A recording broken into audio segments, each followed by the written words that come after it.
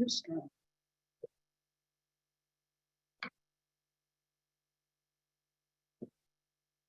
right, good afternoon, everyone, and welcome to today's presentation. Just want to give you some notes that we are going to go through today, and just some housekeeping rules that we like to go over just before we get started. Just this quick message: as the host of this meeting, Mayweather and Williams Insurance Services reserves the right to remove anyone participating or engaging in behavior that is either inappropriate or a distraction to the proceedings. Persons involved in such behavior will be immediately removed from this meeting and not allowed to rejoin. So how to participate in today's webinar? If you have any questions, please submit them in the Q&A section and we will answer them when we have a break in the presentation. And to network with each other and with the program, please share your contact information in the chat. Thank you and enjoy today's presentation. Good afternoon, everyone, and thank you for joining us today. We're so happy to have you participate in what we hope will be invaluable in terms of resources that are available to you. Is I'm going to assume the vast majority of you are small contractors within the region of the County of Los Angeles. The Contractor Development and Bonding Program has been in place here in Los Angeles for about 16 years. And we think it's important that with some level of frequency, we provide you kind of an immersion of what the program is about, what the services are. And today we're very excited to have several of our CDABP contractors share with you some of their own experience in terms of not just their participation and utilization of the program, but really where they are in their businesses. We think kind of peer-to-peer sharing amongst small contractors is very important and valuable. And we really want those of you, especially those of you who might just be getting started with your businesses, to have reason to be inspired that there are other small contractors who are growing, who are securing contracts, who are completing contracts, who are getting more contracts.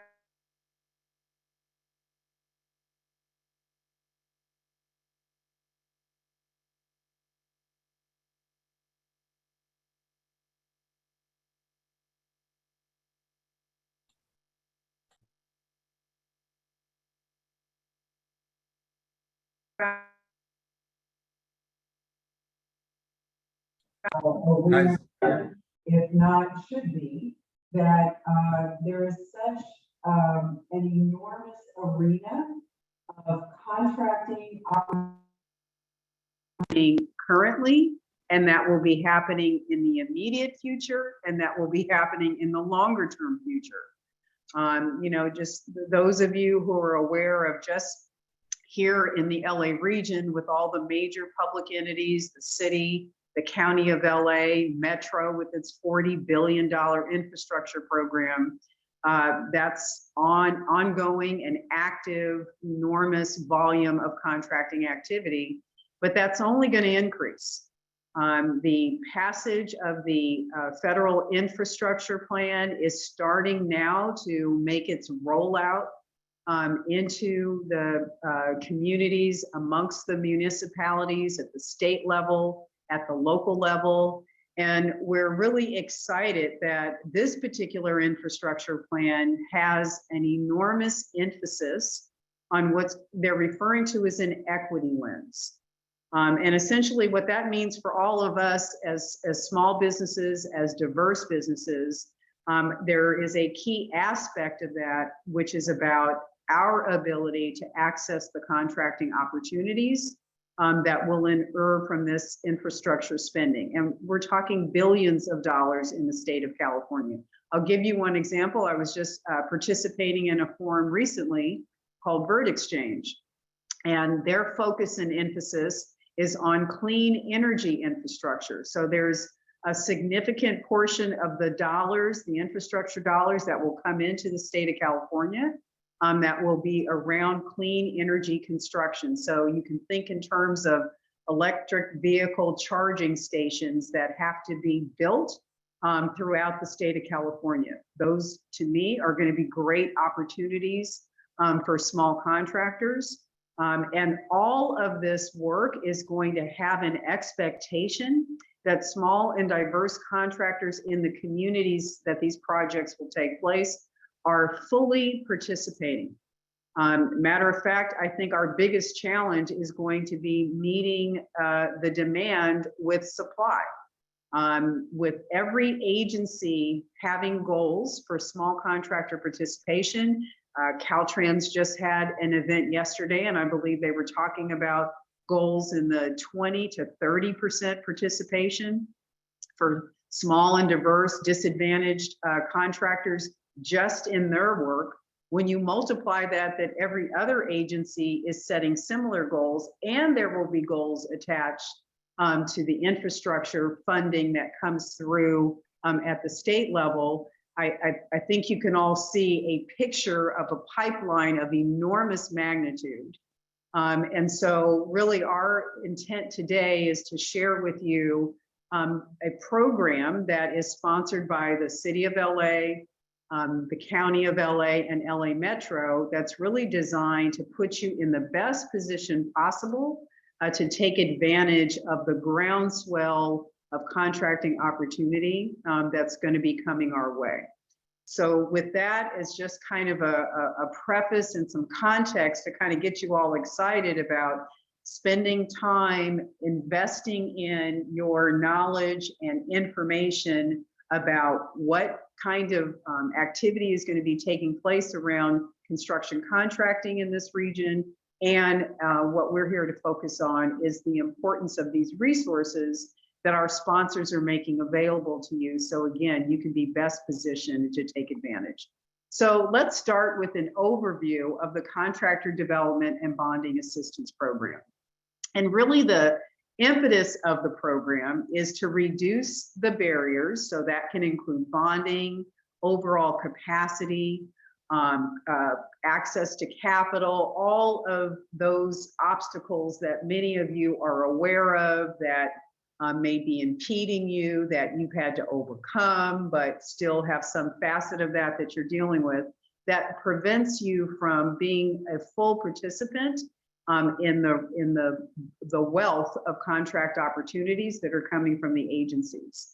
I think you all are aware that, you know, this issue of diversity, equity, and inclusion, DEI as we fondly refer to it, it is sticking. You know, we all were wondering, this kind of came about after the unfortunate murder of George Floyd, where there was this emphasis on things around diversity, things around equity and inclusivity. And we were hoping that this wasn't going to be a fad that was short-lived. And I'm here to tell you that that seems very clear that that's not the case. In our work, we're engaging with a multitude of public agencies who are looking for practical application and strategies that help them achieve real diversity, inclusion, and equity in contracting.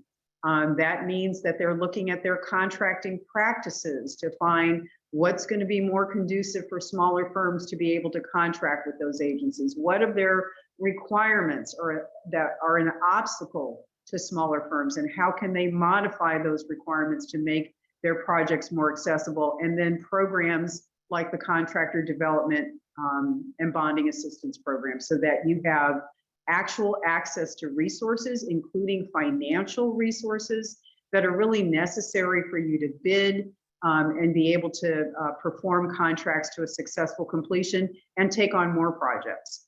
So with that, I just want to go over what we refer to as the 4 pillars of Contractor Development and Bonding Assistance Program. So everything starts with an assessment.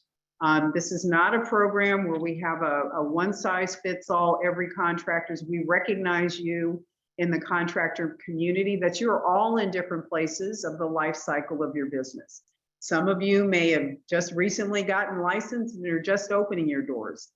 Some of you may have been in business for, you know, a decade or more, and some of you may be someplace in between. Some of you may have had a significant number of public construction contracting opportunities. Some of you have maybe been in the commercial marketplace, but are trying to make the transition into public contracting. One note about that is that, you know, in economic times where things like recessions are being spoken of, and all of us have a little bit of anxiety about maybe what the economic future looks like over the next few years, that is the gift of public construction, because it is pretty recession proof. Public construction activity takes place pretty much no matter what the economy as a whole is doing. So I really encourage you to take advantage of what is really kind of once in a generation opportunities that you're going to see coming from these agencies. So again, we start with an assessment that is tailored and customized to you as an individual contractor. And from that, we develop a work plan that is specific to you, that identifies essentially where you're at, where you're trying to get to, and what assistance and services from the program or through our partners will be the journey for you to get to where you're trying to get to in the shortest time period possible. You're going to hear from contractors today who will be able to share with you that ranges in the journey of time to get where they are now. But for the most part, this is not a 5-year build-up program. This is really a program that's designed to help you where you are now and help you to get where you're accessing contracts and the resources of the program in short order. Some of those specific resources that the program supports you around is access to bonding. You're going to hear more about this a little later, but it's a key part of the program. Most of you as contractors are aware of how important bonding is. If you ever want to bid directly to a public agency as a prime, you have to have a bond just to bid those projects. In some cases, even as a subcontractor, prime contractors will either require you to bond or may require you to show evidence that you can bond, even if they don't actually require a bond.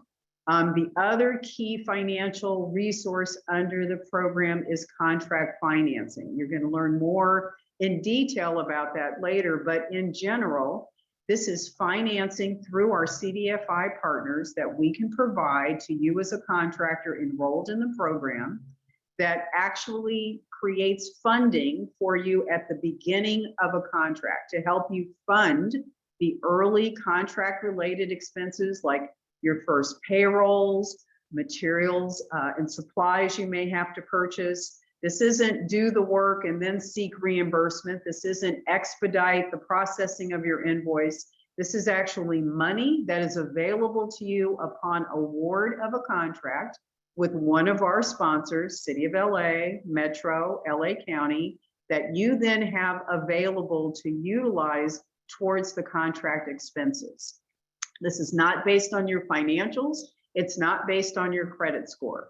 And so keep your ears tuned because you're going to get more details about that. Project assistance. So all of our intention is not just to help you access an opportunity or to get you the financial resources to get going. This is all about successful contract completion. That's how you're going to build capacity. That's how you're going to build a resume. That's how you're going to be able to demonstrate the qualifications of your firm. It's successfully completed work. So that is really the intention. Our focus is on those outcomes in each and every situation. And you're going to hear more about the type of project completion support you can receive from the program to make sure that you not just complete the project successfully, but we also want you to complete it profitably. Another cornerstone of the program is our education, training, and again, more contract support. So there's a tremendous amount of program education in various forums. We have training academies. We have an enormous number of now online training webinars and videos that you can access in the convenience of your own time. And again, something you'll hear a little more about later. And then finally, our prime contractor program.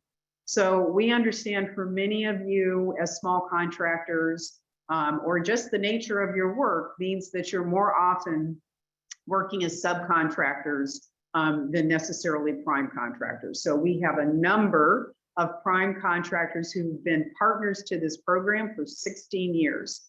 So most of your major general prime contractors that you see doing work throughout the Los Angeles regions are partners of the program. The services that we provide the contractors that participate in the program are of a benefit to the prime contractors in the program. So when we can help you have access to financing, when we can help you qualify for bonding, you all can appreciate that those are core components that a prime contractor is looking at, asking you about, or as part of your pre-qualification process. The next slide.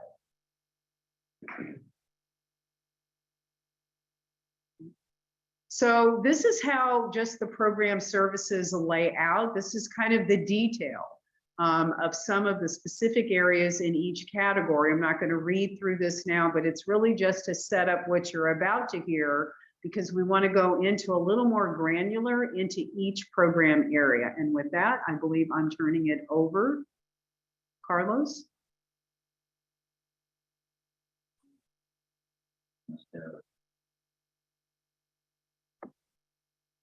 Yes, hi, good afternoon, everyone. My name is Rick Casillas, and I'm an account manager here with Meriwether and Williams and the Contractor Development and Bonding Program.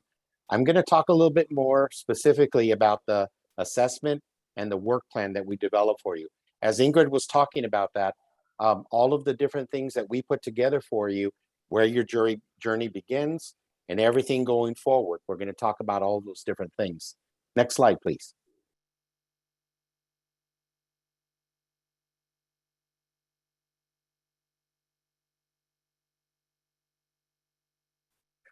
So where does your journey begin with the Contractor Development and Bonding Program?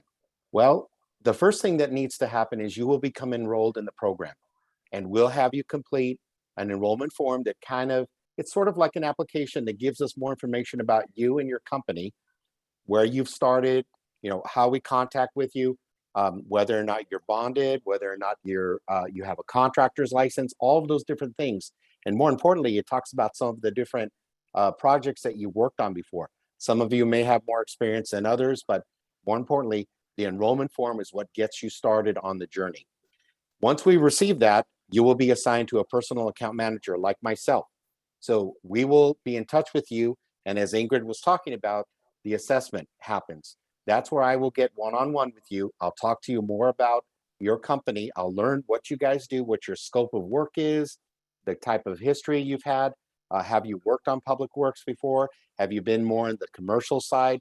All those different things I'll get a chance to realize, and that'll help me create what's called your customized work plan. Ingrid was alluding to this as well. I like to think of this as a step-by-step process. I'm going to refer you to different things that for example, a bond broker that works with several surety companies. I'm going to give you referrals to, maybe you may need an accountant. Maybe you need access to all of the different things that we know you're going to need in order to take advantage of these opportunities that we've been talking about. The other thing that I'll help you with is what's called a contractor profile. That's a marketing piece that we put together for you. That's something you can use either electronically, or now that the COVID is starting to relax a little bit more and we're starting to do more in-person events, you can actually hand out that marketing piece for you. And I've got actual examples of those coming up. So the contractor profile, very, very similar to a capability statement, but it highlights your company, and it's a great marketing piece that you can use. Other technical assistance, my counterpart, Michelle, is going to talk about. And then lastly, the bonding assistance that we offer as well. For some of you, that may be very, very important, and one of the things that you want to take advantage of. Next slide, please. So as I mentioned, these are examples of what our assessment and work plan look like. They're not meant to be read. I just want to give you an overview of what they look like. On the left-hand side is the assessment document that I create for you. So as I mentioned earlier, I'll interview you, get to know your company a little bit more, kind of find out what your scope of work is, what type of history you've had. Have you been bonded on a project before? Is this your first time you're going to need bonding? All of those different things will come into play when I do your assessment. I'll also figure out whether or not you're certified, if you need help with that. All of those different things during the assessment process and my meeting with you, I'll acquire all of that information so that we can know exactly how to create your customized work plan. But I want to draw your attention on the left-hand side down at the bottom, the highlighted forms there, rather the numbers. We actually go through a scoring process like a surety company or a bond company would, and we look at the 3 items: credit, capacity, and character. All of those 3 things a surety company would look at in order to determine whether or not you're eligible for a bond. So I will actually go through that process with you, kind of see, are you in the beginning stages, you're more intermediate, or you're more advanced. So after that assessment is completed, then on the right-hand side of the screen, I will create your customized work plan. Now, if you notice the blue hyperlinks that are in that document, those are actual referrals. If I'm gonna, for example, if you need to get certified and you're looking to get certified with the city, with the county, or perhaps LA Metro, you can actually click on that and that'll take you directly in the electronic version of the work plan. It'll actually take you to the website where you need to go in order to start that process. I'll give you all kinds of different referrals to the housing authority. I'll give you all kinds of different things that you can work on. And as I mentioned earlier, it's a step-by-step process that perhaps maybe you don't need a referral to a bond broker right now. Maybe you need to get certified first. You can keep all of those in order and hold on to that. And then somewhere down the line on the work plan, I may have referred you over to a CPA, for example. That could be held in your back pocket for a future reference. So the work plan, a customized work plan, is a working document that you and I will continually talk about as your account manager. And I'll make sure that how are you progressing? Have you done this? How about this? Maybe you can, wait for this other item. But it gives you a step-by-step process of what you need to do. So those are the first 2 things that we'll go through: the assessment process, and I will create your customized work plan for you. And we'll work together on getting and achieving all the different things you need to. Next slide, please. This is an example of what our contractor profile looks like.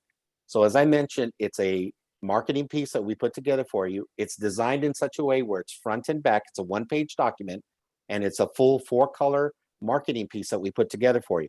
And as I mentioned, it's kind of like a capability statement, but as you'll see, we like to highlight your company. On the left-hand side is the front page, your company, and perhaps on the burgundy section there in the top right, your certifications, your different NEX codes that your scope of work that you work on.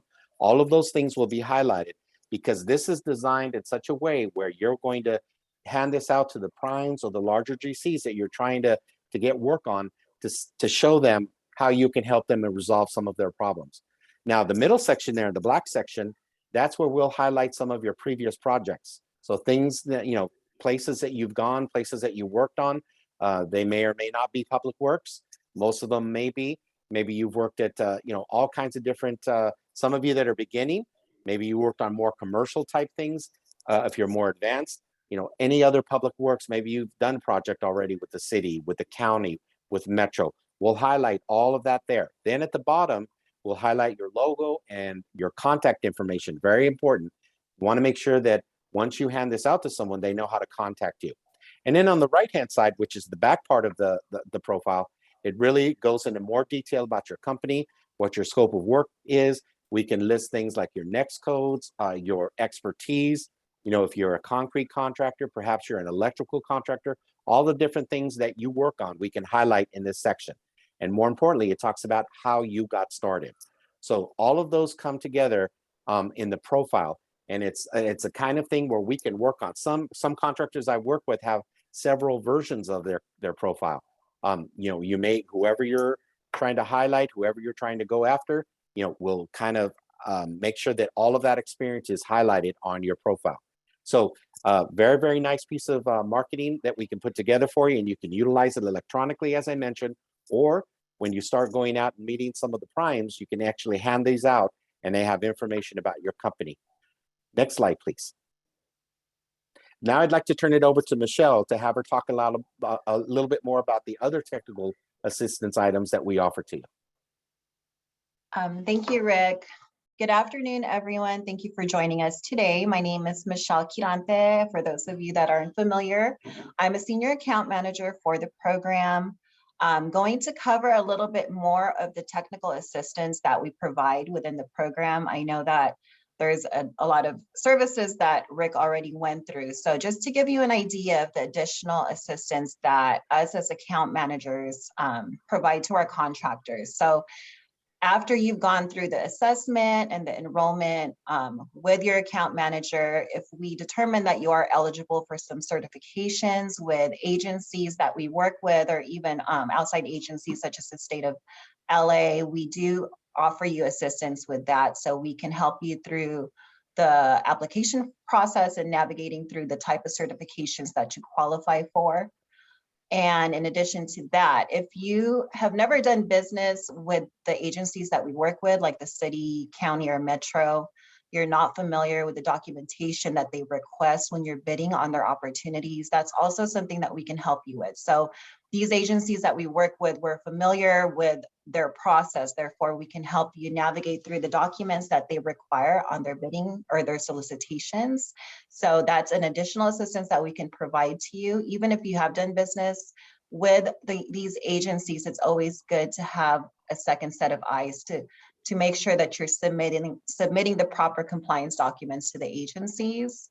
Also, each agency has a different portal that you can register with. So the city of LA has RAMP, Metro has their own vendor portal, as well as the county of Los Angeles. So we can help you navigate through these portals as well to make sure that you are completing your profile correctly and you're able to receive the proper solicitations that's associated to the trade that you have for your company. And Rick did go over this a little bit, but we do offer you the consultation assessment. If we see that you are required bonding for your project, which is the majority of the projects of the agencies that we work with will require bonding. Some professional service contracts may not, but in the event that you do require those services, we can help you navigate through that and offer you the right resources so that you can get your bonding in place. We also have an accounting cost subsidy. So if you currently are required to submit CPA prepared financial statements for your bonding or to increase your current bonding, the program does offer a subsidy of $3,200 to help you offset that fee. So that is a one-time subsidy that's offered through the program if you are enrolled. Also, in addition to that, we have what we call our prime contractor partners. So we're currently partnered with larger primes. A few examples is Webcor, McCarthy Construction, Turner Construction. So in the event that you're trying to pre-qualify with those primes, we can help you with the process of engaging that relationship with the prime contractor, whether it's all of those that you want to work with, or if there's a particular prime that you'd like to work with, we can help initiate that in relationship and also help you navigate through their prime contractor pre-qualification process. So that is kind of just a brief overview of the additional assistance we provide within the program. Throughout the rest of this event, you will hear more in detail about certain benefits that we provide. Next slide, please. So also throughout this event, you will hear from the contractors that we have enrolled in the program. So you'll hear directly from different firms in which ways this program has benefited their company throughout their enrollment. So our first interview today is actually with Marvella Steel Placers. So joining us here is Jacqueline Pruitt. She is with Marvella Steel Placers, a C50 licensed contractor. Jacqueline started her business in 2016 and actually enrolled shortly after starting her business in the program. So she's been enrolled since 2016. So she's here just to kind of provide an overview of the benefits that she's had since she enrolled. So Jacqueline, thank you for joining us here today. I just wanted to ask you, can you provide an overview of the benefits that you've received through the program? Yes. Hi, and thank you, Meriwether and Williams, for inviting me. Contractor Development Bonding Program has definitely done what our education system in United States cannot do in regards to providing me with the training and education, resources, networking, you name it, they have it. And I'm not just saying that. I have a list here of things that I have done with CDAP. I'm trying to give you guys a short acronym name. We initially in 2017, we did created the assessment and work plan, and that was with my account manager, Rosa. And I've attended the Bidding and Estimating Academy, which I believe was 6 to 8 weeks, 1 or 2 days a week in the evening. Attended the Contract Award and Management Academy. And just a sidebar on that, my very first contract that I bid on was for $3,700, and Lakeisha, who's on this call, is actually the person that let me know that I was awarded the contract, because the GC didn't reach out to me afterwards. But you know, what this program is so on for moving us forward. They look for opportunities for us, and they look and check and see how we're doing. So that was a blessing, and that was in 2017. I've also attended the Build LAX Academy, which pretty much gave me education on how to do work at LAX, because that's a whole nother beast. Created a contractor profile, which I use and I send with my proposals to GCs that I have not bidded with before. It gives them a brief overview of our work, you know, the company, everything they just said. And I've actually been reached out to because of the certifications that I've also had assistance with getting to have for other opportunities. So I send I call it a capability statement, because it's, you know, my contractor profile. I've sent that, and that's actually opened up other opportunities for other projects, because it states everything on there, you know, it's like a resume. So also bid review and contract review. I've gone to the office, and, you know, a contract is not like, you know, it's not a magazine or something you can just flip through. It's actually language in there in which you have to have complete understanding of before you sign it. So that has helped out a lot. And our growth since 2016 in learning everything. In 2017, it was about, I did about 81,000 in work. 2018 took it up a notch and did $1 million of work. 19 went to $3 million of work. 2020 was 4, and last year we did $7 million in work. And that's just the revenue. 12 million of that is completed projects. So all of the help and support from this program it's definitely showing, and everything that I've learned, I'm applying on a regular basis in regards to running and growing this business. Thank you for that. I'm happy that you provided an overview of kind of how you've grown since 2016, because I think that's a very important part, because I have seen that growth with Marvella Steel Placers. And also I just want to let you know, it's not this just program alone that has got Jacqueline to that point. You have to be consistent as a contractor to be able to get to that level of growth. So that's what Jackie's done with Marvella. So congratulations, Jackie. What is next for Marvella? Continuing to grow. The 7 million, we'll see what we can do this year if we do a little bit more.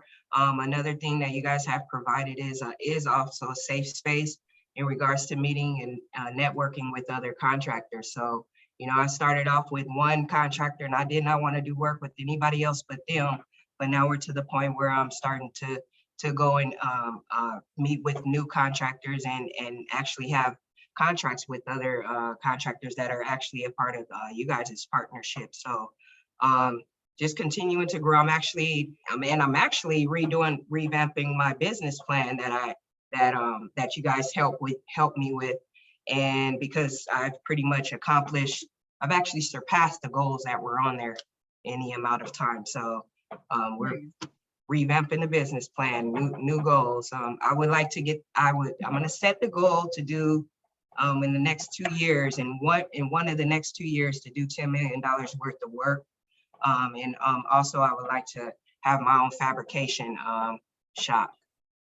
Nice, nice. And I definitely think you're on your way there. So thank you so much for providing us, an overview of the benefits you received.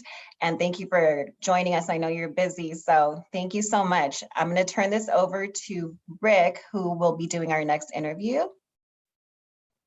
Great. Thank you so much, Jacqueline. That was great information. And I'm sure all of you have taken that in and seen the growth opportunities that are available in public works. So awesome job.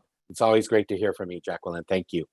So the next interview we're going to do is with a company called IREPA International, Mr. Sanjeev Gupta.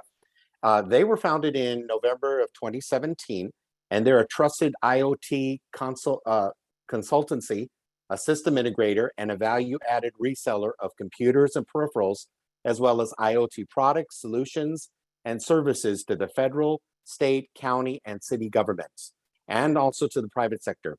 Their market-ready IoT products, solutions, and services help optimize operational efficiencies and productivity for most industry verticals and digitally transform them into intelligent, autonomous, automated operations.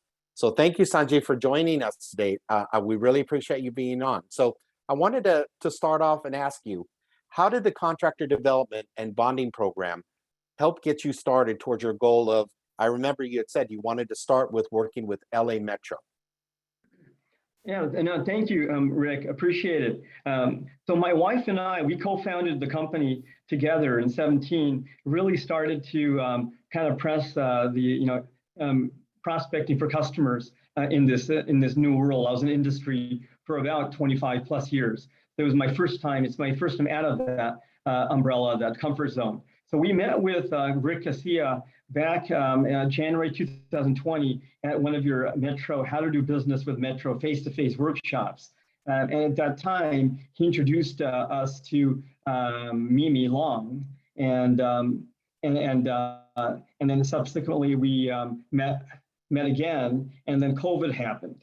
So 2020, the face-to-face stopped. However, we enrolled with the CDABP through Rick Casilla as the account manager, and he helped us work through a work plan with my contractor profile. And so this company profile really, we built about 3 to 4 together with Rick, and we've been using that to approach prime contracts. I learned very late. I mean, because you spin your wheels and you need a lot of tenacity and persistence in being on your own. I learned that doing business in technology with public sector requires, I was approaching system integrators initially, other big ones like Cisco Systems has huge system integrators, and that really is a path to take, but it wasn't working. So with Rick, we started to meet the primes, and he, just like the earlier presenter mentioned, that we were able to, through his help, have several meetings with some of the big primes, HNTB, PCL, Parsons, meet their outreach people and get the momentum going. So once we did that, we were able to, it took 2 years to really get to some of the key players at LA Metro, build relationships, as Mimi had said. Technology is very complex. So we were able to build relationships with some leaders in transportation and transit systems at LA Metro. And today, here we are now today, last month, we started a pilot with Metro and one of your big primes. And this big prime, we signed an MSA with them. It's a small pilot, but what it does is we don't have any a priori experience in industry. I have a lot of work experience, professional experience at Intel, Texas Instruments, other companies. But really, what did we do? This kind of proves who we are and what we can bring as a system integrator. So we're doing that currently for LA Metro. It's a three-month project. And we hope that that'll open up further doors for bidding on RFPs with the same prime. Great. That's awesome news, Sanjeev. Thank you so much for sharing that with us. You kind of mentioned the profile that we created together. Tell us a little bit more about how that positioned you better with not only LA Metro, but maybe, somewhere down the line, if you choose to work with the city or with the county. How does that company profile just position you better as a marketing piece?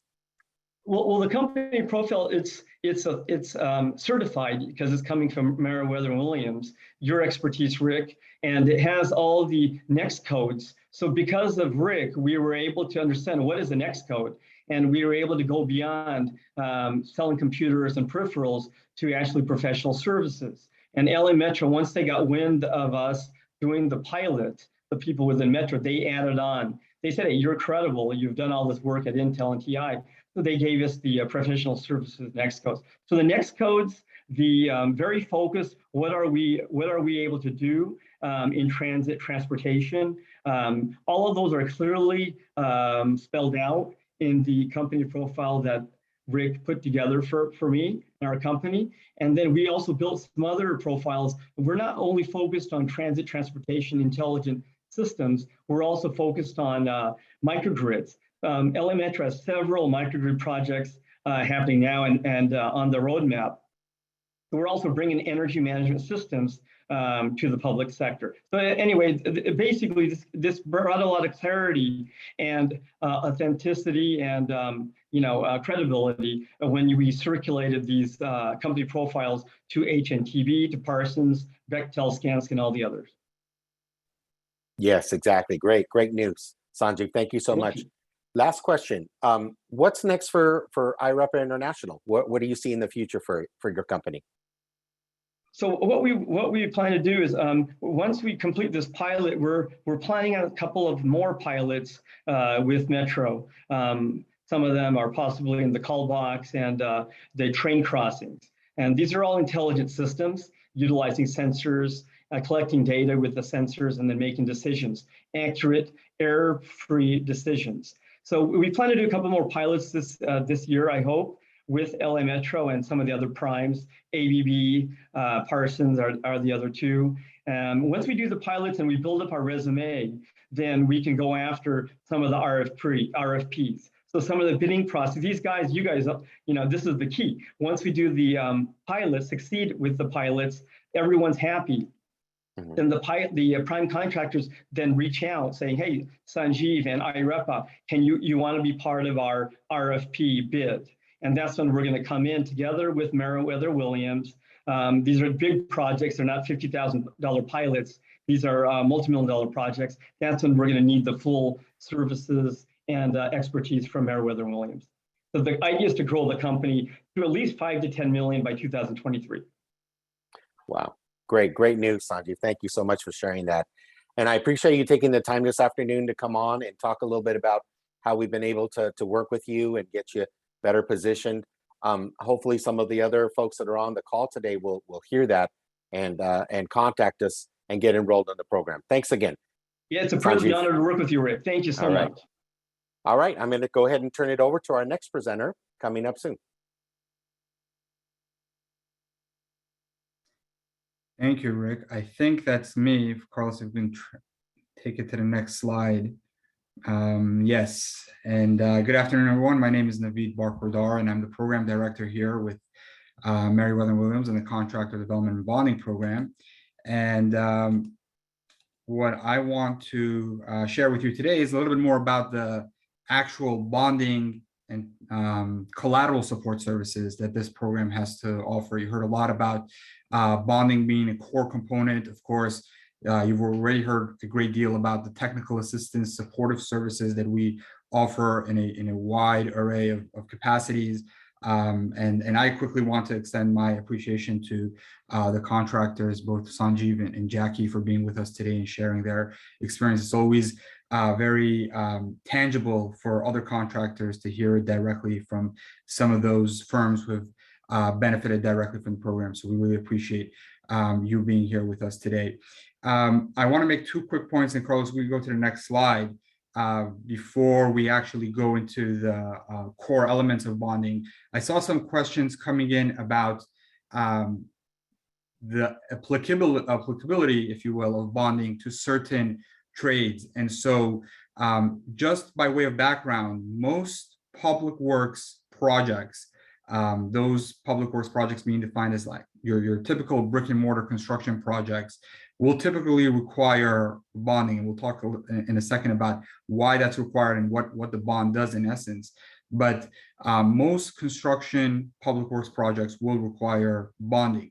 But what we've seen over the last several years is a lot of your non-traditional brick and mortar type construction services will often see a bonding requirement in there as well. So for example, in the IT space, we're finding a lot of different public agencies require bonding of IT services or IT professional services, if you will, that back in the day typically did not require bonding. Now they're implementing that bonding requirement. Same thing for some of your more related architectural engineering services. You'll see sometimes bonding companies, public agencies require bonding of those services or those contracts as well. But more importantly, the concept of bonding and how we approach a contractor's assessment it's important for you to understand that the concept of bonding actually evaluates your company in terms of what your capability is. And that's what really this program aims to understand and assist and help you grow that capability. So although bonding may not necessarily sometimes be required of your particular trade, the fact that there is this instrument, this bond, where a third-party company analyzes your capability, analyzes your financial strength, and demonstrates to a client of yours that you are bondable, in and of itself allows you to essentially demonstrate your capability. And so we make that point because we obviously tailor our services from that mindset. So we evaluate you, and then we figure out what are all those elements that you need to achieve in order to grow your either bonding capacity if you're a construction contractor, but more importantly, your business. And so diving into the concept of the bond, and I'll start with the list to the right, and I won't go into too much detail because we want to obviously hear more from some of our contractors, but bonding is essentially required by law, if you will, right? It's a concept that dates all the way back to 1894 and was more formally refined in 1935, where basically the federal government said anytime they provide a construction contract to a contractor, they want to be protected for that contract because unlike the case of residential and commercial projects, public projects are being funded by taxpayer dollars, dollars that you and I are injecting into the system and funding this type of work. And so what the government wanted to do is ensure that anytime they give a project to a contractor that's funded by taxpayer dollars, that project will be delivered on time and on budget according to the plans and specifications. And the bond is essentially that instrument. So they instituted that requirement, which according to the federal government at the time, and it still exists today, basically came into play on any project at $100,000 or higher. So essentially the government said, anytime we give a contractor a public works project being funded by the public in excess of $100,000, we're going to institute that bonding requirement. Since then, many state agencies, local jurisdictions, and municipalities have essentially adopted the same concept. They've sort of coined them as the Little Miller Act from a legal standpoint, and basically said, we obviously procure activity too, we give out contracts, we want to have that same protection available to us as well. And so they essentially replicated that requirement, but lowered the threshold, right? Because the federal government does, traditionally does larger projects, but some of your local agencies, they may do obviously in today's environment, large projects, but they've lowered the requirement to, for example, in the city of LA, in the same case with Metro, I believe, to $25,000. So anytime there's a project that you're being awarded in excess of $25,000, that requirement for a bond will be instituted. Just by way of an example, you have other agencies that have lowered that threshold even further. So you have the Los Angeles Unified School District, for an example, that lowered it from 25 to 15. And basically that just gives you a sense of the threshold or the dollar value at which some of these agencies are requiring bonds. Some of the key aspects of a bond, as you've seen in some of those bullets there, it ensures that the owner receives a finished product at a negotiated price. It ensures for the owner that all subcontractors and suppliers are paid. And sometimes, most importantly, especially in the case of small contractors, and I mentioned this earlier as well, it acts as a pre-qualification instrument for your ability to perform, right? So you essentially, by virtue of your bonding capacity that has been granted to you from bonding company, you can demonstrate to a potential client, in the case of a subcontractor, let's say you're a subcontractor, you can demonstrate to a general contractor that you are bonded and you've gone through a rigorous underwriting process, and a bonding company is saying, hey, this contractor can perform work up to, let's just say, $500,000 or $1 million, whatever that bonding company dictates in terms of your ability to perform work. So it's an instrument that allows you to demonstrate your capability.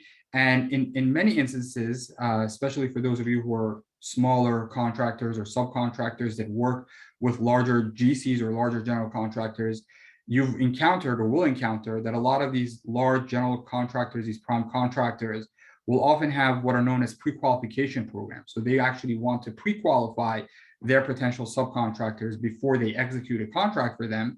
And one of those requirements, which is found almost inevitably across these programs, is the ability to furnish a bondability letter dictating how much bonding capacity you have. So again, it speaks to the fact that you as a contractor went to a third-party bonding company, went through a rigorous underwriting process, and now have the ability to demonstrate that you are bonded for a certain amount of bonding capacity. To the left, there are some fundamental elements of what the bond is. The bond is essentially at the end of the day a three-party agreement that guarantees a contract completion. The three parties being you as the contractor, often known as a principal, the public agency or the general contractor that's offering you a project, that is known as the owner, and of course, the third party being the bonding company that's ultimately providing the bond as that protection instrument.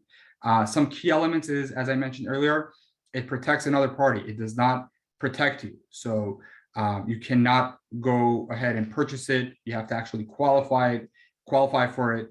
And of course, unlike insurance, no losses are expected. So just very quickly, the bond is a very different instrument than the insurance policies that you have. And I'm sure most of you here, regardless of working in the public sector or residential or commercial, you've probably gone out to the insurance marketplace and through an agent probably purchased an insurance policy. That policy is there to protect you, covers you in the event of negligence of some sort, or if you cause damages and you're liable for damages. That insurance policy, in the case of, for example, general liability, will offer you up to, for example, sometimes $1 million worth of coverage to protect you.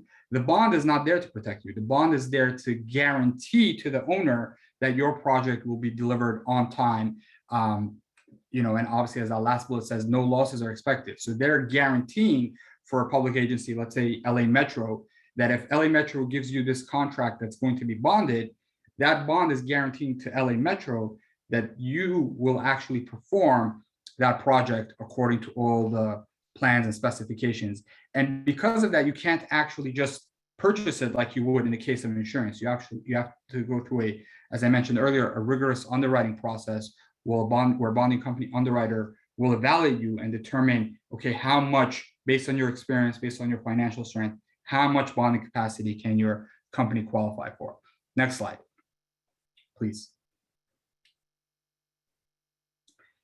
So now that we talked a little bit about what bonding is, why it's required, how does this program actually help you navigate some of the obstacles when it comes to bonding? So first and foremost, if you're a contractor that's new to this environment, you haven't obtained bonding capacity, we help you obtain that. Obviously, if you have bonding capacity, we help you increase that. One of the tangible ways that we do this is by virtue of our agency collateral support that the second and third bullet and the fourth bullet over there really speak to. So many times what happens is a contractor will come to us or will call up an insurance agent and say, hey, I'm about to go do a public works project and I need a bond to support my $1 million project that I'm about to bid.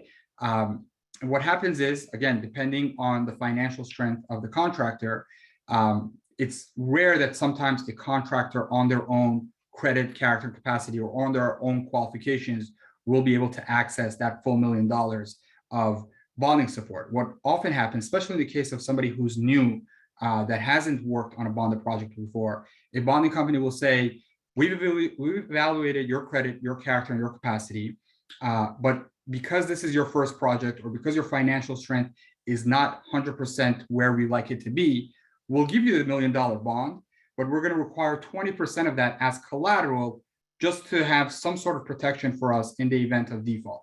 We are going to give you the $1 million bond. We'll offer that guarantee for you to that public agency or to that general contractor, but we want 20% of that as collateral just in case something goes wrong. And this happens all the time. There are plenty of small and even large contractors that provide collateral of their own, whether it's liquid assets that they may have in their bank, real estate assets, different types of assets that they will pledge to the bonding company to secure that bond line that they need for that project.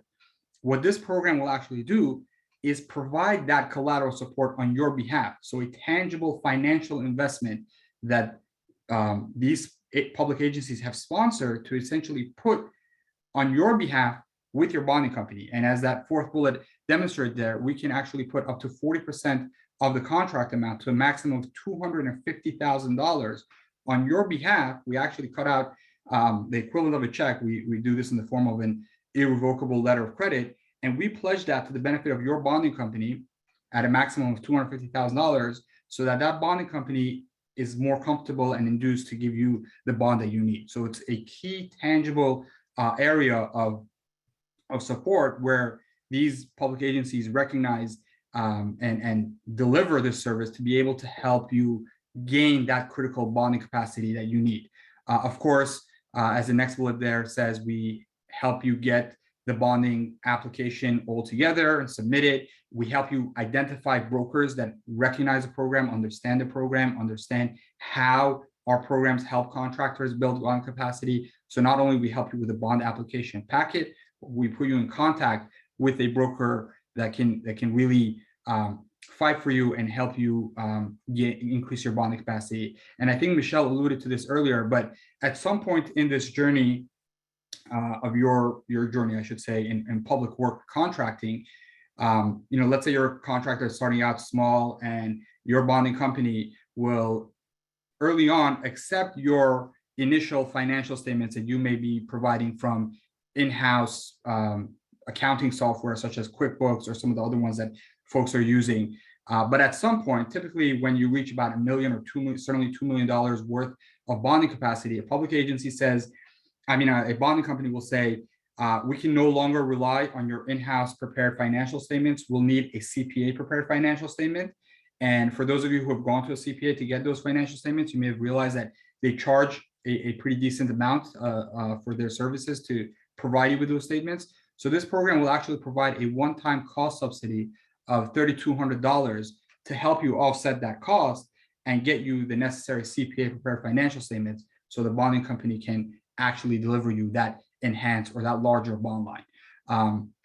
The last bullet there talks about third-party funds administration. I won't go into too much detail about that, but that's another risk mitigation factor that the program deploys and provides in concert with collateral support that we may offer to, again, help create strategies where we, together with you, can work with your bonding company and get you access to the level of bonding capacity that you need.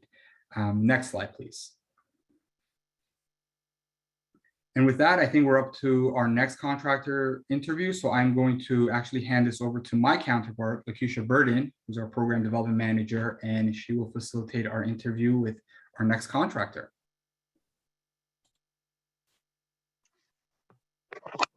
Thanks, Naveed. Hello, everyone. My name is Lakeisha Bearden. I am the program development manager here for the Regional Contractor Development and Bonding Program. So excited and happy to see all of you joining us today. I see some familiar names and then some non-familiar. So I know you're eager at this juncture to where do I sign up? And you're probably also thinking they offer a lot of services. It's really too good to be true. And the fact of the matter is, it really is true. We really do provide the services that we offer to these contractors. And it's really because of our agency support. The agencies are supporting these small businesses, you small businesses, and really are invested in you doing work with the Metro, with the city, and with the County of Los Angeles. So before we get started, I would like to welcome Kpa Construction Inc. Kit Wong. First, thank you, Kit, for participating in today's panel. I really appreciate you offering and sharing your story, your journey with all of us. A little bit about Kpa Contractors. It's primarily focused on heavy civil, transit, and system construction. Their staff have over 30 years of combined experience delivering high, complex scopes of work within the state of California on time and within budget, while managing, coordinating, and debating all phases of their scope of work. They have been enrolled in the CDABP, CDAP, Contractor Development and Bonding Program since 2018. So welcome. Welcome, Kit. So my first question to you is, what led you to work with Contractor Development and Bonding Program for your Metro project? Good afternoon. Thank you guys for having me. So Kit actually had to step out. I'm Carl Purcell. I'm Kit's partner in KPA. And so we actually started working with the Contractor Development and Bond Assistance Program because as a few of the presenters before I've mentioned, there's just so much opportunities right now within the LA County area to work on these heavy civil projects. And unfortunately, a lot of times the barrier to execute the work isn't expertise, but really access to capital and bonding capacity. So in 2019, we were awarded a contract for several $1 million. Up to that point, we had done a couple projects in the amount of about a few $100,000. And so this was a major jump in our capacity. And the contract required that we have a payment and performance bond. And so we actually tried to work with another broker to obtain the payment and performance bond, but we weren't able to. And so we turned to the Contractor Development and Bonding Assistance Program because we had heard about it through some other Metro Meet the Prime events that was out there, and it was something that potentially could be used to access some additional collateral. And we were able to successfully work with Rick and the group and to obtain the bond. And that was in 2019. We've been working on the project that the bond was related to since then. And we're in the finishing stages now to successfully complete that project. And really and truly, we wouldn't have had the opportunity to execute the work without this program. So without the help that we received here, we'd have had to turn that contract down, and it would have seriously hindered our ability to, perform as a company. So yeah, much thanks to you guys for the help that you provided to us. Wow, great story, and it really does show the growth and evolution of your company. So what particular service would you say that we offered that you weren't able to really find on the marketplace? Sure. Well, it was really, I think, just the mentorship and the guidance through the bonding application process. It's quite different. Bonding, applying for a bond is very different than anything you kind of come across as a business owner. And so, yeah, whether it was kind of helping us get the certified financial statements together, getting us in contact with the correct broker so that we could approach a bonding company that would be willing to take a chance on us. And also, of course, right, the collateral, the $250,000 collateral was an enormous help to get us over the final hurdle to get this bond in place. And Naveed touched on it a little bit before, but you guys also helped us set up the funds control. And, I think a lot of people sometimes have a little bit of a fear with having, funds control in place on their projects, but we found it actually to be a benefit they've really helped us kind of keep track of where we are on a performance basis with our contracts. And they've been easy to work with as long as we prepare and provide the waivers and the information to show that we've incurred costs. And they've been very prompt in reimbursing those costs. So yeah, we haven't had any problem, and that was a huge help to just have that in place and not have to struggle with having to find kind of something on our own to put in place. Nice. I like that you mentioned funds control, because you're right. There are a lot of contractors that kind of shy away from it, and it really is a management tool for you to manage how to collect your invoices, how to close out projects, get the lien releases, unconditional lien releases. So it's great that you are you're looking at it as a tool that can be utilized to help you really manage your projects effectively. So thank you so much, Carl, for sharing your story with us. And what's next for Kpa? We're gonna just keep on following the train, right? Following the metro line, and that's our plan. There's still a lot of system build out that's gonna occur here before the Olympics come. And so yeah, that's gonna be our focus for the next few years, is just kind of working with the LA County Metro and then following their projects. Well, good luck to you in your endeavors, and we look forward to continue working with you as you move forward and grow. Thanks, Carl. All right. Thank you very much. Next presenter.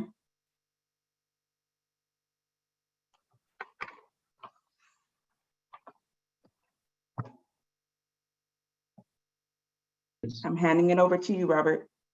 Okay. Good afternoon. My name is Robert Lowry. I'm the Field Support Project Manager with Meriwether Williams. And I'm going to briefly talk a little bit about our new service called Contract Finance Assistance Program. Next slide, please. So the CFAP is what we refer to as short instead of Contract Finance Assistance Program. It's a contract-based finance for contracts, for construction contracts, and it's for SBEs. We also use your contract and account receivable to use as your collateral for this. This is not a typical loan, so this is also with our partner PACE, which is also in the audience today. So with PACE had joined with us to create this new service, and we have found that this is a really needed service once you are on the project. Now, we have talked about your technical assistance, we have talked about your bonding. So now it's like you've got all that, you've signed your contract, and you're ready to mobilize, and you're like, hey, I'm kind of strapped for cash. So this is this new service that we now have in place. With this, we also talk about, there's broken down to 4 pieces. You have pre-qualification. There's a number of forms that we collect from you. We also call underwriting. So once we get all these forms together, we will sit down as a team and go through them, put them together into a loan packet. We'll then submit it over to PACE. PACE at that point will converse with us to go through the loan applications, and we'll make any adjustments. And we will then come back to you once the loan is approved. And then we go into the next phase of the CFAP is loan servicing, which is your monitoring, which is helping you with your pay apps, with change orders, your billing, so that way you are able to continue with the job. And then once you have repaid the loan, we have a closeout phase. And this is all also based with a third-party funds administration. And I know that Kpa kind of talked about the third-party funds administration. This also has it to make sure that the bills are paid first, then the lender, then you. We do that as a guarantee to PACE to say, yes, we're going to make sure that you get refunded. The loan is typically less than a year, so it just depends on the length of the project. Next slide, please. Okay, so like I said, we talked a little bit about the pre-qualification. We would love to do this part before you bid the job, so you can kind of determine what is your cash flow. It is up to $250,000 per single project. So this is only one project at a time. So once you repay the loan, you then can apply for another CFAP for another project. There is third-party funds administration is required. And I'm sure you probably say, well, what's the interest on this? Currently, the interest rate is 6.25% plus a 1% origination fee. That 1% origination fee is based on everything that we're putting together. So you get all this together, you get the loan, you start, it's a mobilization, you get out in the field, we give you money. So if you do qualify for the 250,000, we do not give that all to you at once. It is given to you as needed. So it stays in the holding account, so that way you're not paying interest on the total amount. With this, it helps you, get additional projects that you weren't able to, because it's giving you that cash flow. It helps you boost your credit score. It learns you how to do cash flow. And that is critical. We do the cash flow projection during the pre-qual. So we will take all of your work in progress, your cash on hand, and we have a extensive training that we also will do with that. So you can understand, and it's a skill that you can learn to take back to your company to apply to your everyday company with cash flow projections. Okay, next slide, please. So I'm going to interview with Global Electric, William Jackson. So William Jackson is one of our first recipient to the Cfat loan program here in LA. So Global Electric, they are low voltage technology, and they're currently on a metro project with the Purple Line extension. So Mr. William Jackson, I'm going to ask you a question here. How did the Contract Finance and Assistance Program help you fund your work program going forward? Well, the CFAP loan has been instrumental in us beginning our metro projects. As many of you, I'm sure, know that these jobs are very cash flow intensive. And to start a project for metro, it requires not only bringing in the proper labor, but also purchasing tools and equipment, materials for the job, all the logistics, getting your guys trained and mobilizing on the job, whether you need job site trailers or those sorts of things. And also too, as I'm sure many of you know, the pay cycle with metro and some of these large public works contractors or public works agencies is very, very long, especially when it trickles down from the general contractor, and perhaps you have a first tier contractor and then down to the second tier and even third tier contractor. So it may take 90 days and maybe even 120 days, unfortunately, from the day you hit the ground and start working to the day you actually receive a payment. So as you begin to try to grow into these larger projects, that cash flow really adds up, and it becomes a pretty serious number to have to carry without any type of financing. And my company couldn't support a traditional bank line of this size. So the CFAP loan was instrumental in helping us start actually 2 projects pretty much simultaneously. And I worked closely with John and John Miller over there, who helped us put together our cash flow projections so that we could kind of understand how the cycles of the money would flow in and flow out of the company. And it showed those months where we would be in the red and would need an injection of cash. And then those months where we would be receiving enough funds to begin to pay back the loan. And then we projected out for the length of time of the project to see when and where we would be able to pay back the loan in its entirety. And also to the representative from PACE, Jennifer Whelan, was excellent to work with. She's done a fantastic job for our company and was very instrumental in getting us through the paperwork process, getting us approved. And maybe if some things weren't perfect, she helped us make those adjustments so that we could be accepted into the program and receive the funds.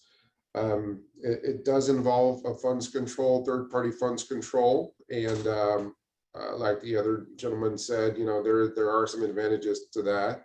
It is a little scary when your money's going into an account that you can't access. You can't touch that money necessarily, but it is important that you pay your suppliers and pay your subcontractors and of course your employees before you start drawing down profits and those sorts of things, because you can get yourself in trouble, and then you might put yourself in a situation where your business may not be able to qualify for additional work, and may even put you in a tough position to survive as a company.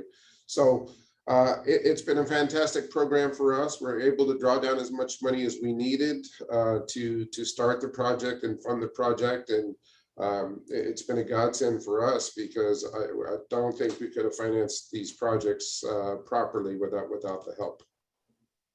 All right, thank you, William. So the next question I have for you, were there any other benefits of working with CFAP? Yes, absolutely. Working with CFAP through both Meriwether and Williams and PACE actually allowed us to secure another line of credit outside of the CFAP loan. So it's more of a signature loan. We had some other expenses that we're incurring as a growing business that we're able to cover with the loan outside of the CFAP. So I wasn't aware that was available, but talk to Jennifer and she can share with you some of the opportunities to possibly access those funds. But it's helped us grow and it's helped us stay financially healthy so we can focus on running our business and trying to run a good project instead of worrying about money, every week and every month for payroll and when the bills come due. Okay, thank you. So, William, so my next question to you, since you are doing network solutions for federal, state, and local governments, and you've been in business since 2006, so what is next for Global Electric? Well, that's a very good question, and I think we really are focusing. We also focus on the transit industry. We probably are going to continue to focus on the investment in subways and trains that are taking place in Southern California right now, or in the whole state actually. And then we're also probably going to get more involved in some of the renewables, some of the solar opportunities, some of the vehicular chargers that I've heard a lot about being installed around the city and around the state, as well as other types of energy neutral and sustainable energy systems that will be part of our future in the state of California. Okay, great. All right, thank you, Mr. Jackson. Thank you for taking time out of your schedule today to join us with this About CDABP program. Okay, thank you. Okay, moving on to the next section service that we offer here is field support, project field support. And this is also where one of my fortes is, being a field support project manager. So far, we've been talking about, administrative stuff, technical assistance, bonding, CFAP. Now it's time to get out in the field. And this is the great part that I really like, getting out in the field, doing site visits and working with the contractors that are now on projects. And we also might refer to this as open transactions. The reason why we say open transaction is there's collateral that is associated with this project in the bond. Next slide. So some of the services that's listed here is, there's quite more that we do, is bid document review. So at the time that there's opportunities as listed with any of our agencies, we also obtain the bid documents, and I go through those to identify any risks or any red flags and bring it to the attention to you. We also attend these pre-bids to listen to the contract administration to see if there's any other nuances that's not listed in the bid documents. And then after that, once you have been awarded the job, we do a contract review. So also going through there's a lot of terminology that might be in there that you, as a small or a new emerging contractor, might not be aware of, understand. So I'll go through that and bring us things. The key thing is looking at the terms and conditions of the contract. Review that before you sign it. You can always negotiate, and this is the perfect time to do it during the contract review. Negotiate it to make sure that it's a win-win for both parties. Another thing is looking at the plans and specs, reviewing the plans, making sure that there's no scope gaps, because that is also something that can eat into your pocket. So helping you, assist you with that, looking at the plans, with design build, that is, what a lot of the agencies are going with, because it transfers the risk from the owners to the contractors. So really understanding plans and specs doing design build. Also, once you're out there on the field, identify any risks in the field.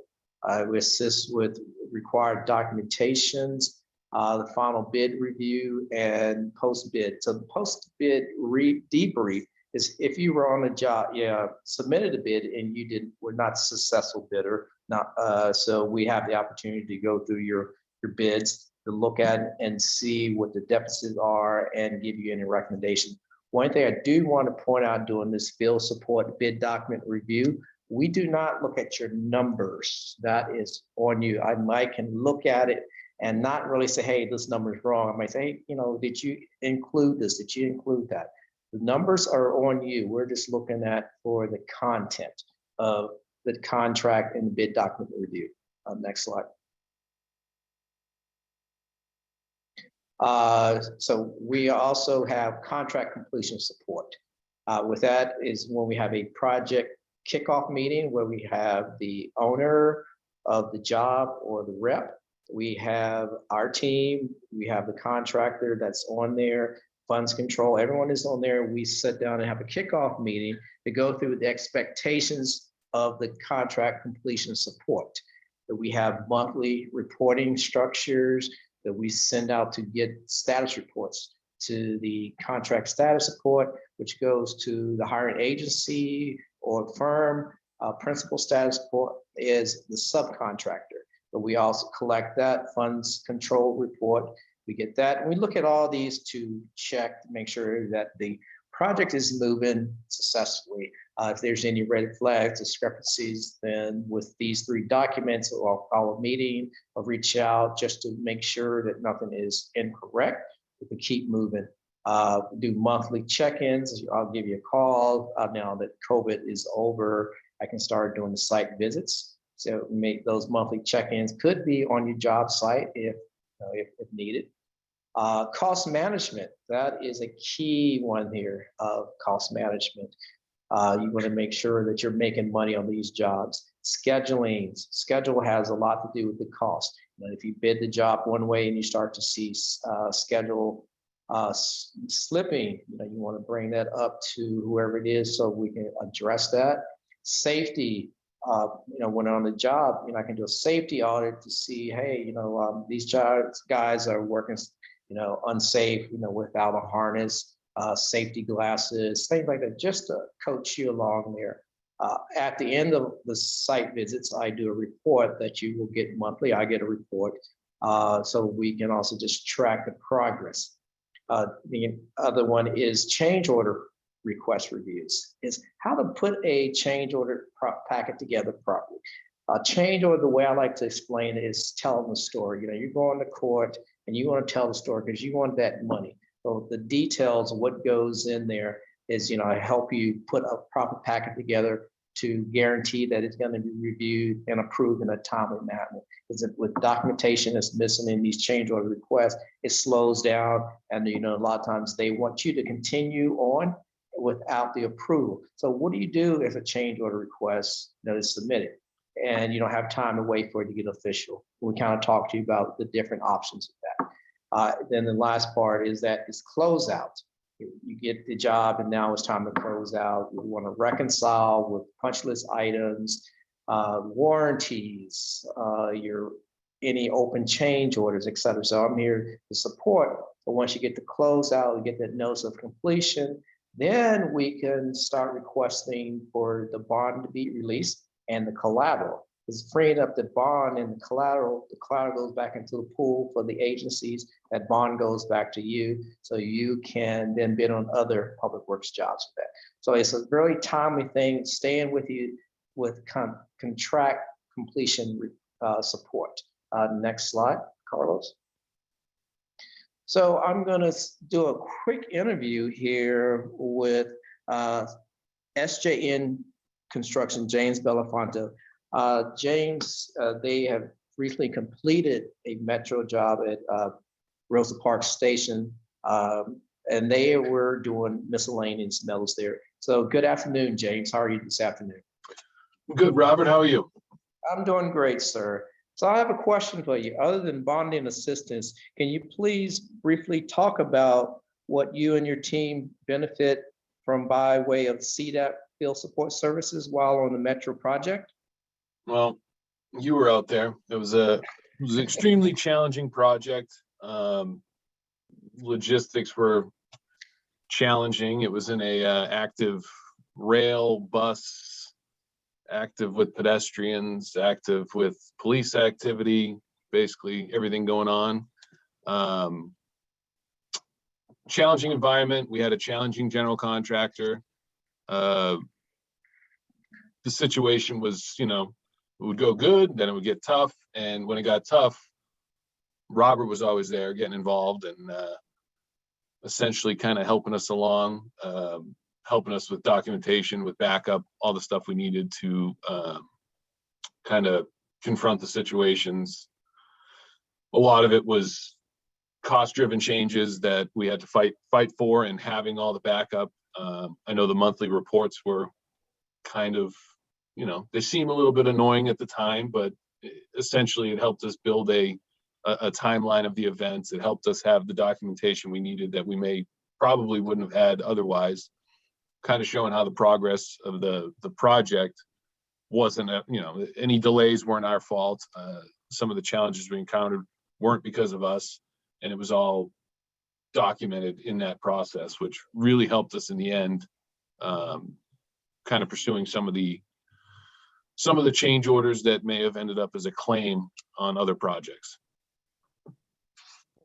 Okay, great, James. So what is next for SJN, now that you guys are building your capacity and your company is growing? So where do you see your company going next?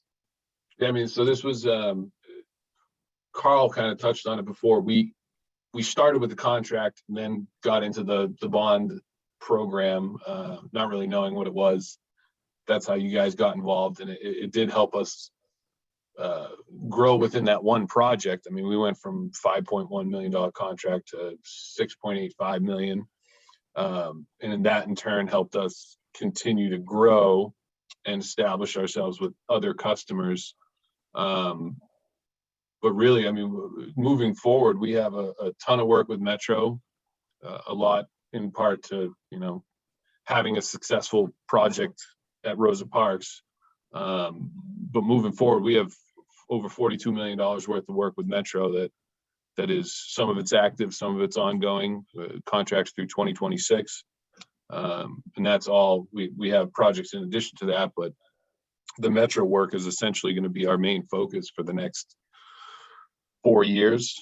And that's, the 96th Street Airport Metro Connector, the Purple Line Phase 2 and 3, the Division 20 portal widening. So we're not done working with Metro. So Great. All right, thank you, James, for taking time out of your schedule. And yeah, it was a pleasure working with you and your team. And I look forward to continue to work with your team and get back out in the field with you guys. Yeah, for sure. And like Carl mentioned before too, without the collateral, without the assistance from Meriwether, we wouldn't have been able to get in and bonded on that first project, which has allowed us to continue to do work with Metro and continue to grow our bonding capacity too. So thank you. All right, you're welcome, sir. Okay, thank you. Carlos, I'm gonna turn it back over to you.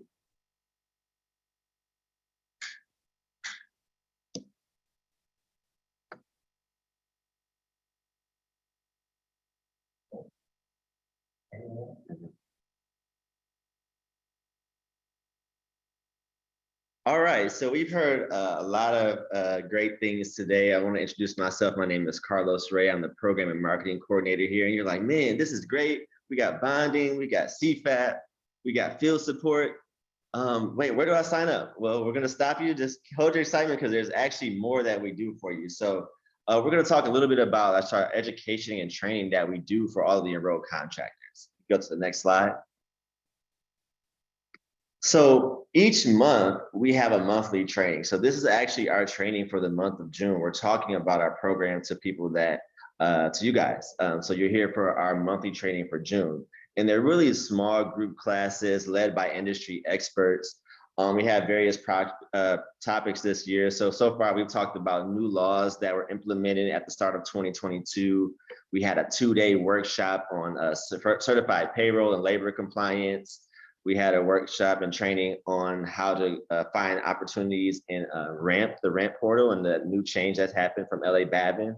And we get into those different topics so you guys can have access to that information and learn how to do those different things. We also have training academies, which a couple of our contractors talked about earlier, where they're 5 to 6 week long academies, and each week you're learning about something new. So we recently just finished our Metro Bidding and Estimating Academy. We've done a Bidding and Estimating Academy already this year for the city of LA. We also have one coming up soon, which we would love to get you guys more information about for the county of LA. And then later on this year, we're going to do contract awarded management, which is basically after you bid and you did your estimating and you got awarded the project, how do you manage the contract?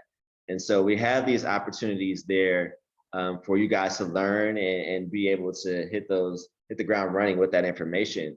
And also another good thing about the trainings and the academies is you get to really rub shoulders with some of these decision makers at some of the larger GCs. So we work with companies like PCL, Skanska, Bechtel, just to name a few, that actually send their lead estimators or project managers to come out and actually teach these classes and give you insight from their point of view on what it's like to work with the agencies here in the city of LA and LA County and LA Metro.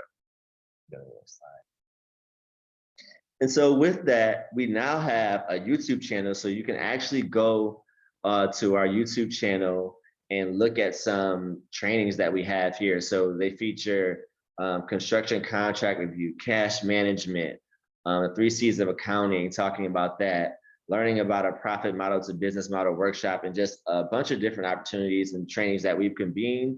And so you're able to go there, and if you've attended, you can kind of go back and say, hey, I missed this part, I want to hear it again, or hey, I didn't get a chance to attend this, but I can go to the YouTube channel and now get that information. And so that's available to you as well as far as the training and education goes. And so now I'm going to turn it over to my colleague, Elizabeth Juarez, who's going to talk to you about some of the communication efforts we have here. On the next slide. Hi, everyone. Well, I'm going to tell you how we communicate all this information to you. As an enrolled contractor with our program, you receive a LA Contractor Weekly, which is released every Wednesday around 2 p.m. It gives you information on pre-bids that are coming up, bid opportunities from public agencies and from the primes, any of the most current latest events, workshops, resources for small and diverse contractors. Also, what you get is you will get bid opportunities directly into your inbox. And of course, your account manager, if there's a specific bid opportunity specifically for you, they will reach out to you and let you know that, hey, look, this seems like something that you would probably benefit in trying to bid. We also have our website.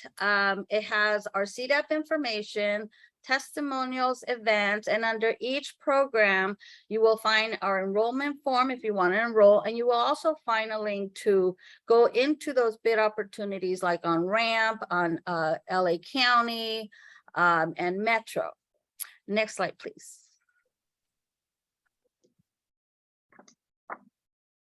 Next slide. Thank you. So I would like to introduce to you all Sean Milo with West Coast Fire Protection. West Coast Fire Protection is an industry leader that provides businesses with the best full service fire protection solutions. They started with the CDABP program at the beginning of this year and has taken full advantage of our training and academy. Sean just recently graduated from our Metro Bidding and Estimated Academy. Thank you, Sean, for being here with us today. No problem. Thanks for the introduction. Now, my first question I have for you is what was your experience participating in the Metro Bidding and Estimating Academy? Yeah, so yeah, like Elizabeth said, I started taking some courses with Meriwether Insurance Company this year. And so this was the second course that I took with them. And basically, it's a really great class. And like, if you go to it, it's 5 weeks, but be prepared to work because they really put you through a real life, like a real mock bidding and estimating process. So it's specifically with Metro, so you get to learn like the whole Metro process. So that includes the forms that they expect you to fill out. They teach you where to find it and how to fill it out properly. They teach you how to read blueprints and specifications, and then they teach you how to do estimating. So that includes like takeoffs and contacting suppliers and seeing how much they're charged for materials. And then in the end, like you create a final bid proposal, which includes things like, prices for the takeoffs, general conditions and requirements, breakdowns for all the prices like labor, material, overhead, profit. Additionally, they teach you what inclusions are, exclusions, qualifications. And also, it's not needed, but it's very beneficial if you do value engineering for the general contractors. Another aspect that I really appreciated about the course was that they pair you up in groups. So my group was 5 people, and each person was from a different trade. So we had like a general contractor, we had a solar panel company, cleanup, and plumbing. And so it was actually really neat because you get this to connect with them, understand like, what their business is like, what kind of troubles they've gone through, what things they've learned. And then all of you together are learning how to do the bidding and estimating. So it was actually really cool. I really enjoyed that part. Another thing I liked about the course was when they say like they have like, large GC firms and they're experienced estimators and people there, they mean it. So, they had Skanska, they had Betchel, they had McCarthy, and they teach you how they do it. And then also they teach you what they look for in subcontractors, what makes them stand out. And that was really helpful. And so now going forward, not only do I know sort of like how the bidding and estimating process goes, but I know how to do like the extra little tweaks to make me stand out compared to other contractors. That is awesome. So now the information that was presented to you, was it useful to what your company is experiencing today? Yes, definitely. So we have other like salespeople and project managers. And so like I got to bring out some of the special little tips and advice, to make us stand out. I think we've been doing a lot more value engineering when it comes to submitting our bids. And another thing is that like one of the other pieces of advice that I really liked is that like always be available as much as possible. The GC wants to do a good job. So when they look for subcontractors, they want someone who answers right away. They want people who look at the plans and be like, hey, I saw you did this, but you can actually have the same result, but for cheaper if you use these materials. So we've been doing a lot of that. And additionally, I've been looking into some more Metro projects. And I did take the LAWA class with Meriwether, and that was really beneficial. So I've been looking at jobs at LAX as well. Oh, that is awesome. Yeah. So what's next for West Coast Fire Protection? Just keep on growing the company and getting these public jobs. Meriwether has been so helpful. Like, I was confused how they're operating, like, because this is all free. And so like I had asked someone, I was like, how do you guys like afford to do this? Like, what do you guys get out of it? And so the GCs, these big GCs, like pay them to like teach us and help us go through these processes to learn how to apply at Metro, LAX, and different companies like that. And so like they helped me with my company profile, they're reaching out to me to help me with my different cash flow documents and all that kind of stuff. So it's been very beneficial. Well, Sean, thank you very much for being with us today. And I will put on the chat again where you can find the enrollment form for those of you guys that want to enroll in our program. And I will take it back to you, Carlos. Thank you.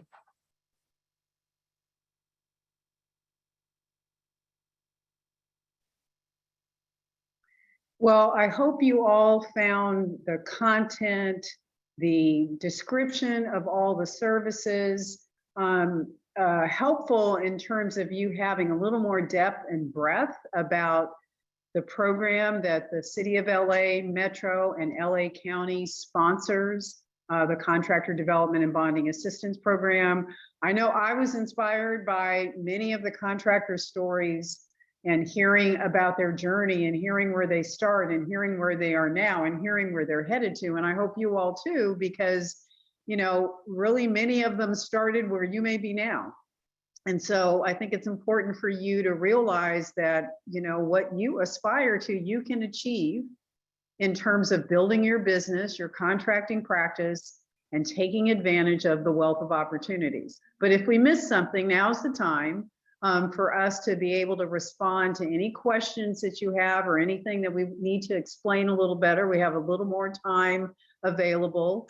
So I think the plan is, Carlos, that people will put their questions in the chat. Those will be shared with me. I'll either respond or direct them to one of the team members.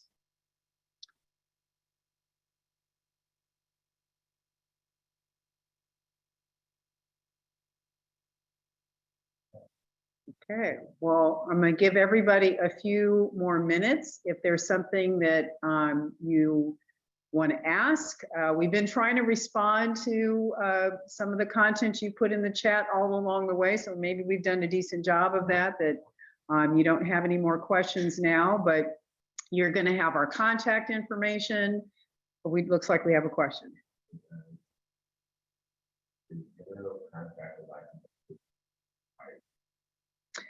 So the question is a general contractor's license and business license required to join? The answer is no.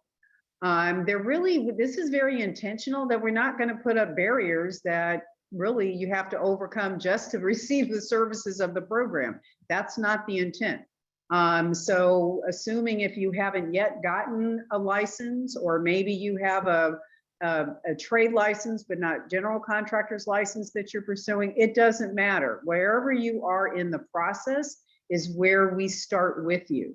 One of the things that this makes me think about that I kind of alluded to earlier is that there really is a need to build a pipeline of small contractors. I mentioned early on that all the 3 agency sponsors of our program, on top of Caltrans, on top of LA Community College District, on top of LAUSD, on top of what's going to be coming through the state of California, the goals around small and diverse contractor participation are, in the 20, 25, I heard 30% range.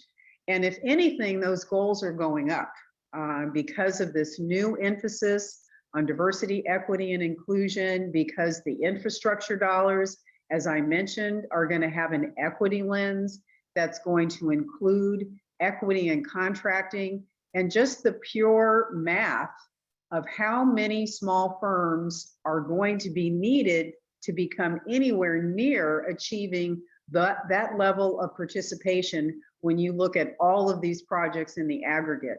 So no matter where you are in the process, if you are just getting started, maybe you're working for another contractor and you've always had the aspiration to go out and hang out your own shingle, so to speak. Even if that's the stage that you are, we're in a position to help you. And we need to be in that position because we need, again, to build a pipeline of small contractors starting now and continue that process on over the next several years, so that when work is coming out from these agencies 2 years from now, even if you're just getting your license now, you'll be in a position to take advantage of those opportunities. So it's never too soon or too late to enroll in the program and get the kind of assistance that you've heard about today.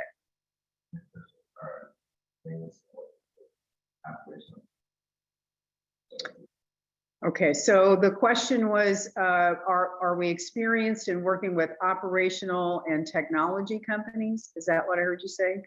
Okay. I think you actually heard from one of our contractors today who's in the technology space. There's kind of this now blurred line between public construction, infrastructure, and technology.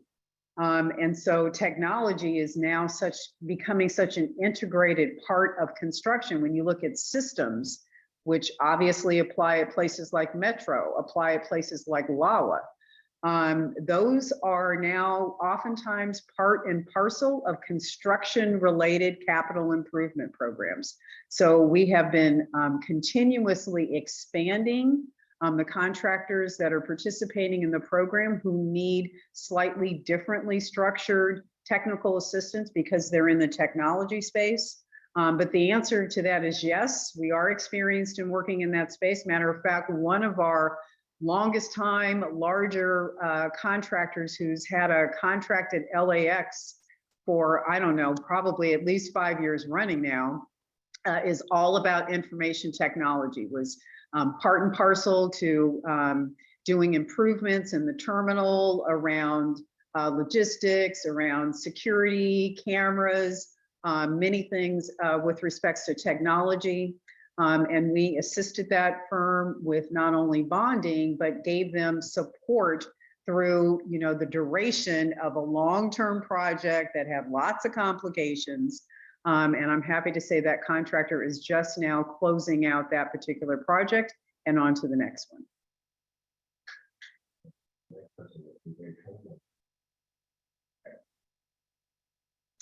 So a question, if there's training and marketing to contracting officers. Oh, on marketing to contracting officers. Thank you. So I guess I would say that when we talk about the contractor profiles, when we facilitate workshops with our sponsors, a lot of the participants from the agencies are contract administrators, project managers, LA County, we're talking about the project managers of various projects. They're all involved in these activities. And so if you are looking to do business with any one of the three sponsors, we will help you identify the best point of connection, facilitate an introduction, give you added support that's needed, help you make sure you're in a position to market your firm in the best light possible. One of the, I guess, benefits of the intersection that we represent, we are really the linkage in many ways between you and the agencies, the public entity sponsors, City of LA, LA Metro, and the County of LA. And I want to underscore with the City of LA, it's the city, it's Public Works, it's LAX, it's LADWP, it's the Housing Authority, it's the Port of LA. So just recognize that that's all inclusive in the City of LA. So we are, this program is their program, we administer it, we're their consultant, and then we're also the position in supporting you through the program. So we're really the intersection between the two of you, and really it's our job to help you develop business opportunities with the agency, and we use our positioning to help achieve that.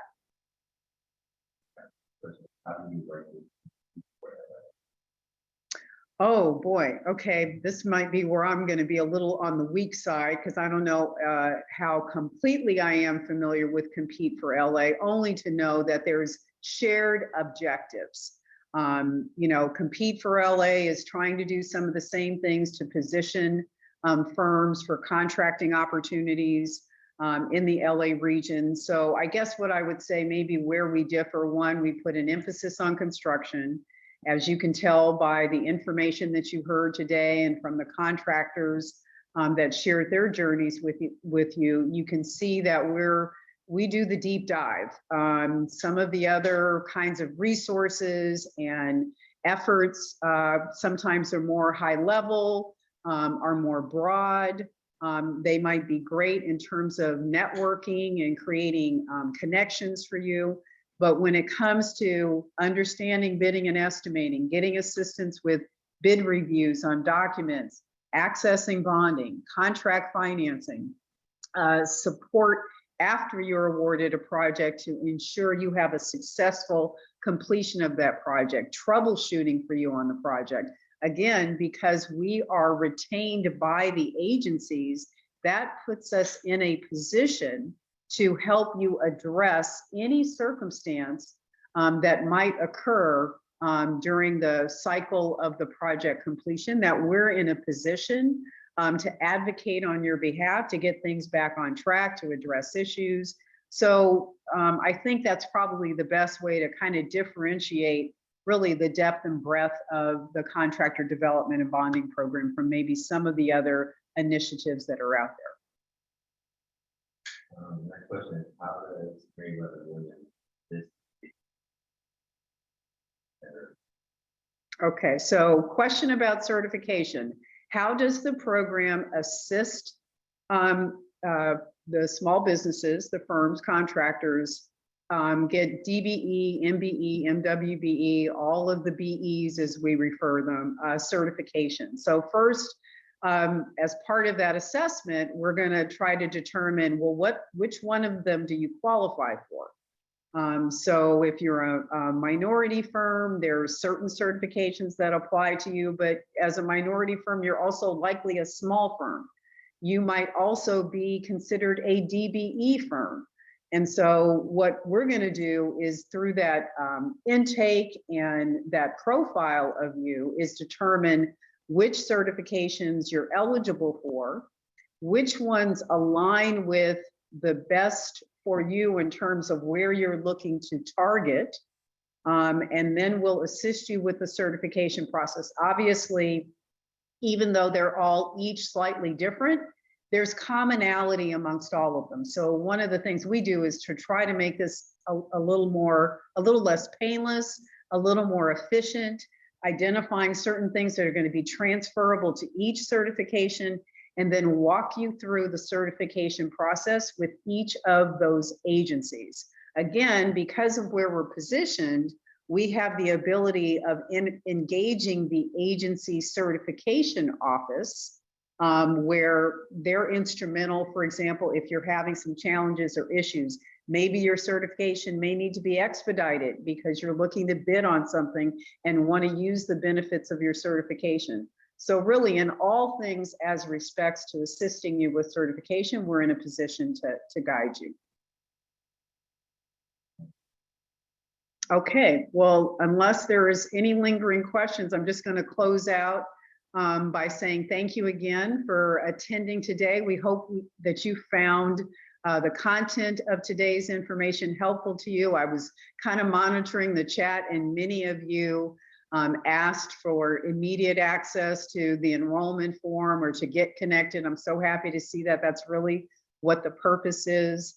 And we really hope that you'll follow through with the next steps of the process, enroll in the program, let us help you. We want you to be one of the many success stories that you heard today from our other contractors. And the next time we get around to doing this, it's you we'd like to profile. So thank you again for your participation today.